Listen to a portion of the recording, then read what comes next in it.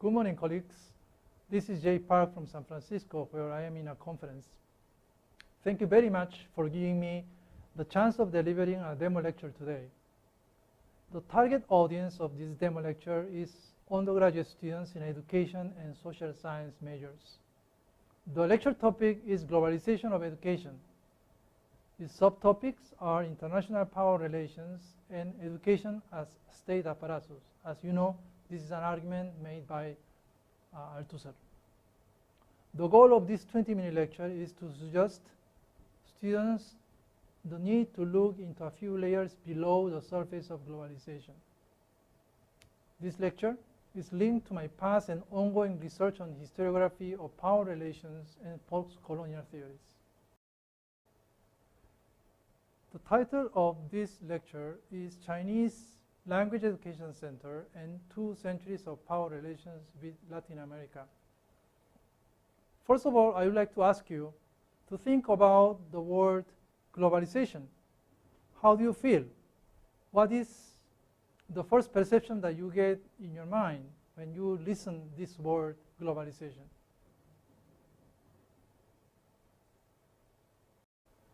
When I invited my students of different countries to reflect upon the concept of globalization, I found different kind of reactions. For example, in Hong Kong, most of the students who are asked to reflect about the word globalization feel issues such as comfort, convenience, something that happens nicely at the pace of development of global technology. But when I talk the same issue, the invite to reflect my students of Korea, for example, I found out that about 60% of them are rather critical about globalization. The keywords that come from Korean audience, for example, would be injustice and inequality. The reason of this phenomenon of different opinion over the term globalization is because education, in fact, has become a sort of a global tradable good. And this is not only our suspicion, but definitely organizations such as WTO, World Trade Organization, has defined education as a educational service as a tradable good. From then on, education becomes part of this neoliberal movement or paradigm as a product or client or a commodity. And following this rationale, we can go further towards the reason of the role of the state in this globalization of education. The state today of the developed democracies who follow this paradigm of neoliberalism, they are not necessarily the classical neoliberalism or liberalism of laissez-faire. That statement of the government should not intervene in the trade, should not intervene in social activities, but only when they are called to act. Now let me give you an example of this neoliberal movement. I'm sure that a lot of you, when you think about mainland China or Chinese state, you might think that Chinese state is a very authoritarian government with communist ideologies, very much socially oriented, and there are a lot of restrictions in China. Now that simplified version of China, the image that we have, could be sometimes deceptive. In my view, China has embraced strongly since 1978, the time of Deng Xiaoping, a strongly neoliberal kind of ideology in order to push their economy and then development. One example out of this is the establishment of the Confucius Institute of China. Since its first inception in 2004, the number of Confucius Institute is reaching today about 500. And there are more than 600 Mandarin-speaking classrooms at the elementary and secondary education level called Confucius Classroom. This means that in those schools, the the language, the second language, the third language that in those schools are Mandarin Chinese. And this, if you compare this fast growth of Confucius Institute in the world, compared with Alliance Française, for example, which was founded in 1883, or British Council, for example, which was founded later in 1934. These are very established kind of language and cultural centers of France and United Kingdom. But however, their growth has been gradual and little by little. The speed in which the Confucius Institute grew in the world really called a lot of attention from politicians and academics. In the very word of President Hu Jintao in the 17th Communist Party Congress in 2007, he mentioned the importance of soft power for Chinese state. And he visited many times the Confucius Institute, Hanban, which is the institution that controls the Confucius Institute in China. And then he was emphasizing the importance of promoting soft power of China in the world. What is this soft power? Well, according to a definition given by Monckel, for example, it states soft power is a state power by which countries get their way in the world without having to resort to military might. In this context, education is one more tool for the state, one more tool of state apparatus at the hand of the people, the ruling people, in order to promote the power of the state. This is together with international collaborations, international trade and investments, and so on. In 2012, a colleague of mine by the name of Gao Fang invited me to write an article on Confucius Institute in Korea. But I said, well, Korea, I left when I was very young, and I knew much more about Peru, so South America, where I lived almost 20 years. So I told her that my research would be not on the case of Korea, but on the case of Confucius Institute in Latin America, in particular Peru. And I found out during that research, it was a very enriching experience, where I not only learned about Confucius Institute, but I learned actually about a lot about historical past of Peruvian state. So I started doing the research, and I realized that in order to understand the phenomenon of Confucius Institute, which is the Chinese state sending its educational tool or cultural center to different countries in Latin America, United States, and Europe, in order to understand this phenomenon of the state intervening in order to send their cultural centers and language centers around the world. In order to understand this, we have to understand the diplomatic relation between the country recipient of the Confucius Institute and then the country that is sending, which is China, Confucius Institute. So I started looking into the relation between Chinese state and then Peruvian state. I found out that I always believed that the Chinese people who arrived to Peru, who are my friends also, I always thought that they arrived to Peru at in the turn of 20th century, early 1900, in order to looking for jobs and so on. But to my dismay, I found out that a lot of Chinese people who arrived to Peru was actually in the 19th century. And it was in the 1837 when the first group of Chinese coolies of the Qing dynasty were started shipping precisely from the area of Hong Kong, Macau, and Xiamen today. In these provinces, different areas in the Pearl River Delta, they started sending this cheap Chinese labor called coolies, which means in Chinese bitter labor or hard labor. The term that English language gave to this type of laborers are indentured labor. The British Slave Trade Act happened in 1807, like 30 years later in 1833, British Slave Abolition Act was signed. From then on, no British citizen can import black labor from African continent by law. So what happened in United Kingdom is very interesting because of that Abolition Act, Slavery Abolition Act of 1833, Great Britain has a great shortage of manpower in different parts of their empire.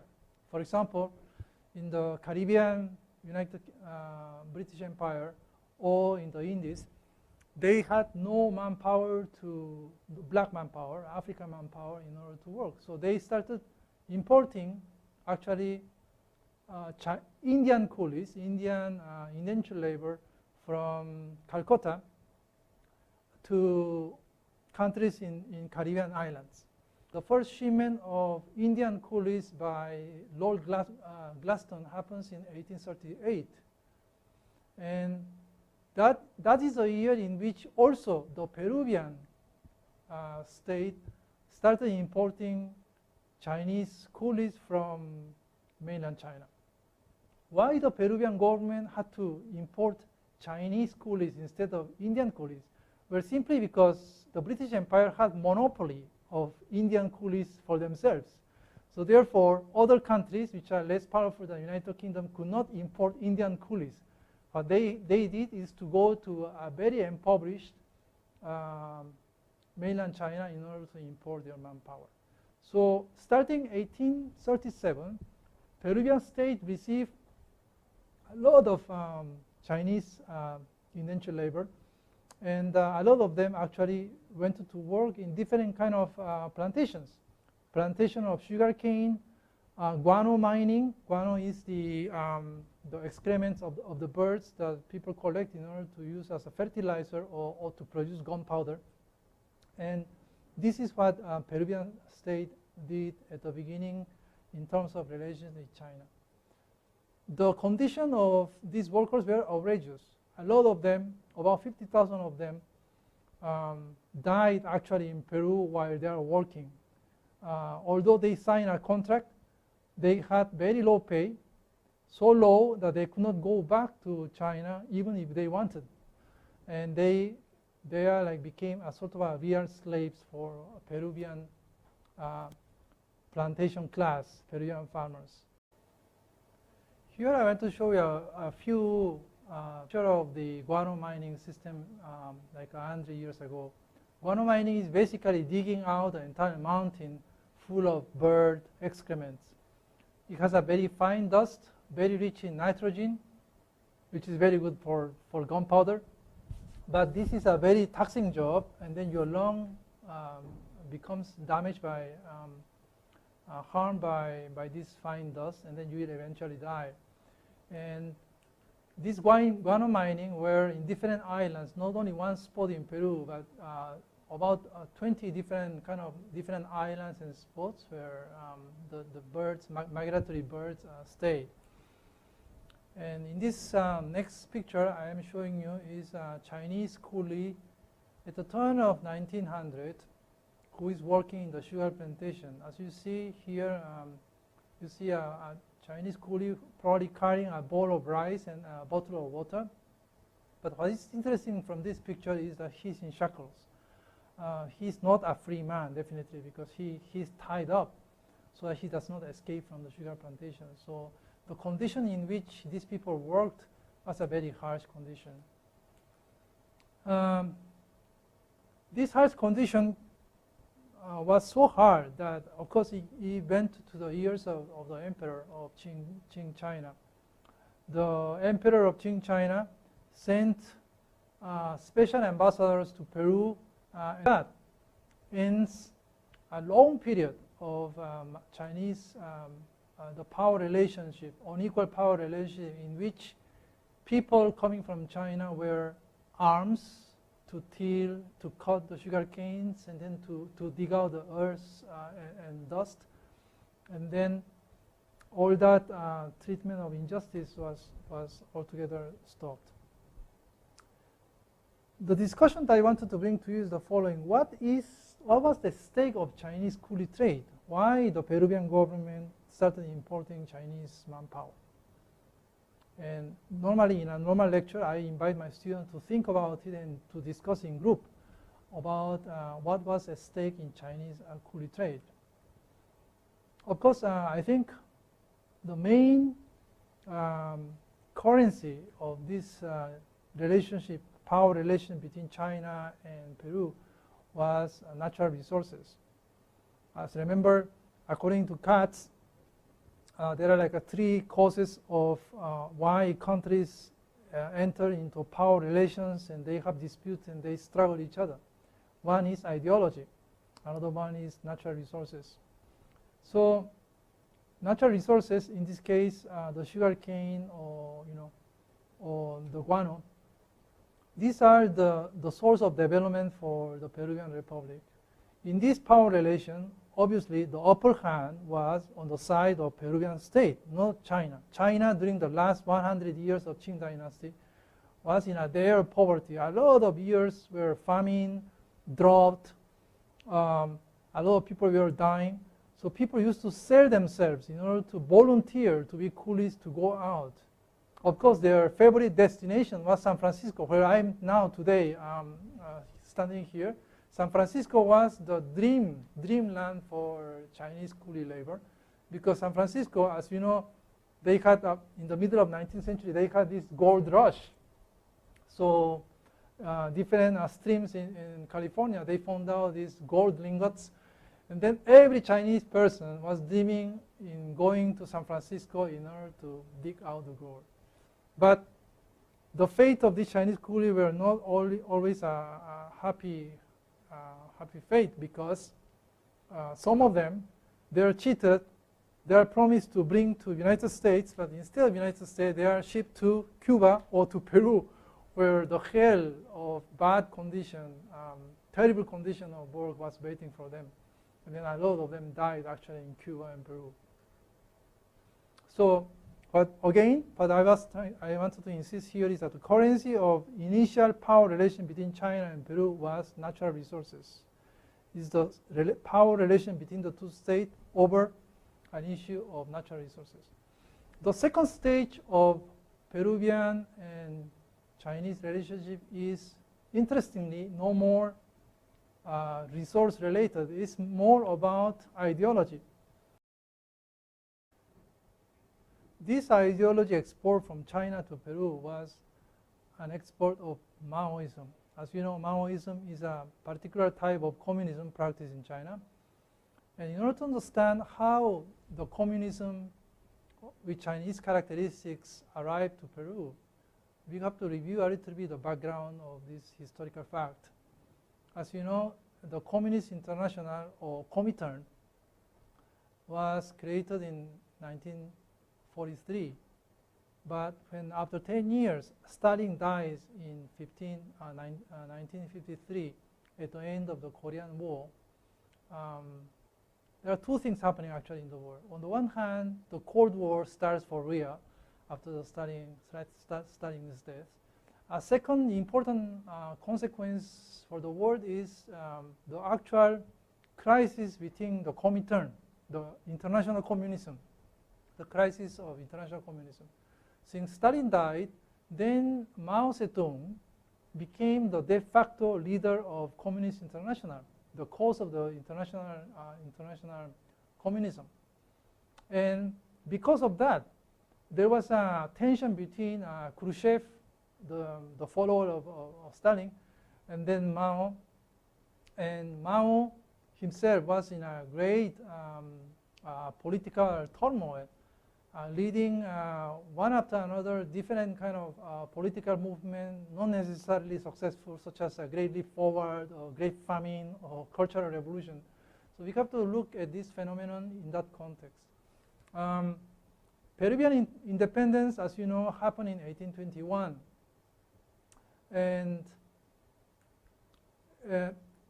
as you know, when Peru became independent in 19th century, early 19th century, don't you think that because Peruvian state was free of the Spanish colonialism, was completely now democratic and republican kind of state? No.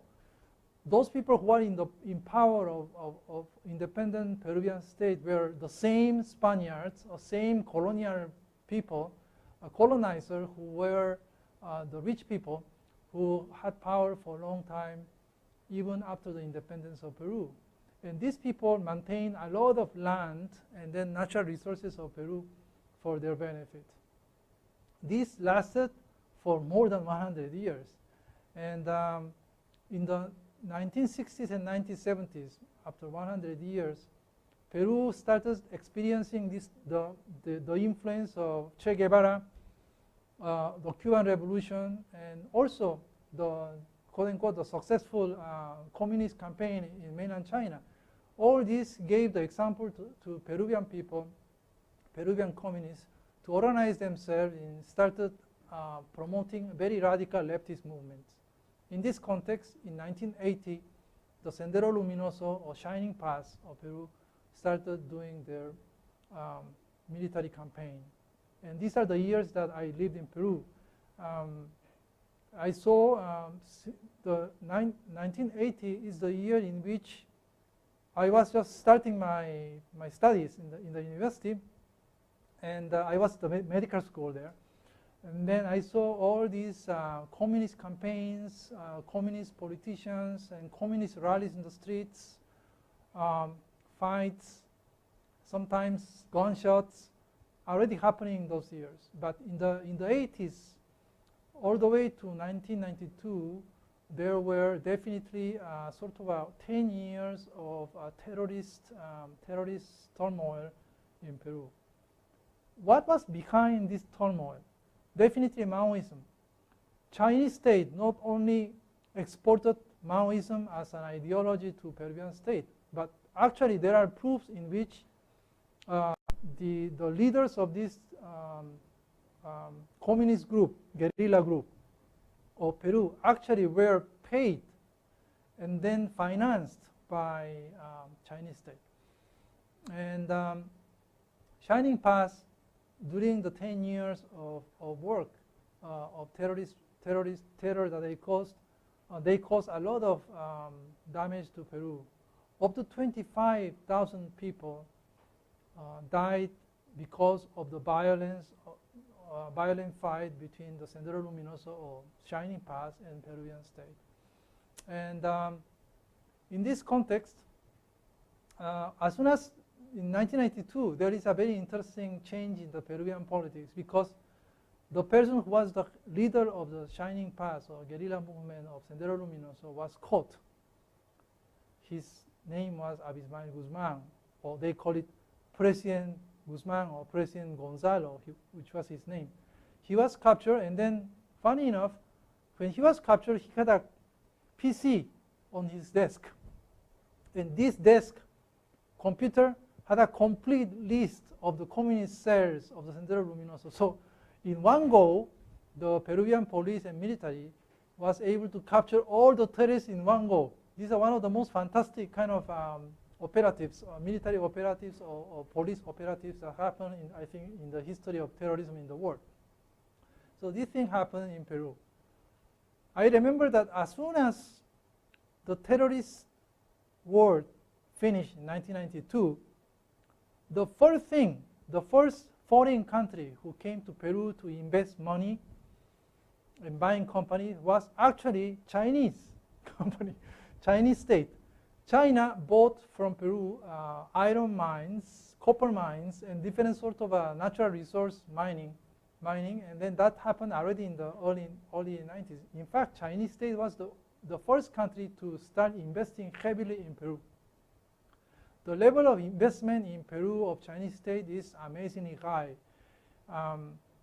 Just until a few years ago, the level of investment of Chinese state in Peru was the same as the investment in Australia, an amount equivalent to about 10 billion US dollars,